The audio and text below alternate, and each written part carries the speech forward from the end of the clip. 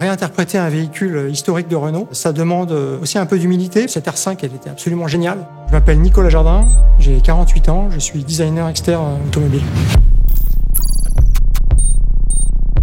L'objectif était clair, c'était de réinterpréter la R5 de l'époque, mais de la propulser dans la modernité. La R5, elle avait ce regard tout à fait particulier et on a beaucoup déployé d'énergie pour essayer de justement focaliser là-dessus et pour faire en sorte que sur notre concept, ça soit un élément prépondérant, un élément vivant même. Donc le dessin animé promotionnel de la R5 dans les années 70 nous a vraiment donné l'envie de retraduire le côté vivant de la R5 prototype. Et c'est pour cette raison qu'on a vraiment cherché à retraduire le clin d'œil iconique de la R5 de l'époque. On a analysé un petit peu la géométrie de ce phare, ses proportions, ses contours, les valeurs de rayon même, à l'aide de photos, beaucoup de photos d'époque. Et en fait, on a redessiné notre phare en essayant de faire le tri là-dedans et de garder évidemment ce qui fait l'essence même du regard de la R5. On avait aussi bien sûr toutes les libertés d'aujourd'hui, puisqu'on a des technologies aujourd'hui, par exemple la technologie matricielle qui permet de faire des phares extrêmement compacts. On s'est inspiré des anti-brouillards de la R5 de l'époque pour intégrer dans la partie basse de la R5 prototype des feux diurnes qui sont ces gros carrés coins ronds. Le logo prend vie en s'allumant et déclenche une animation lumineuse qui s'étend jusque dans les phares.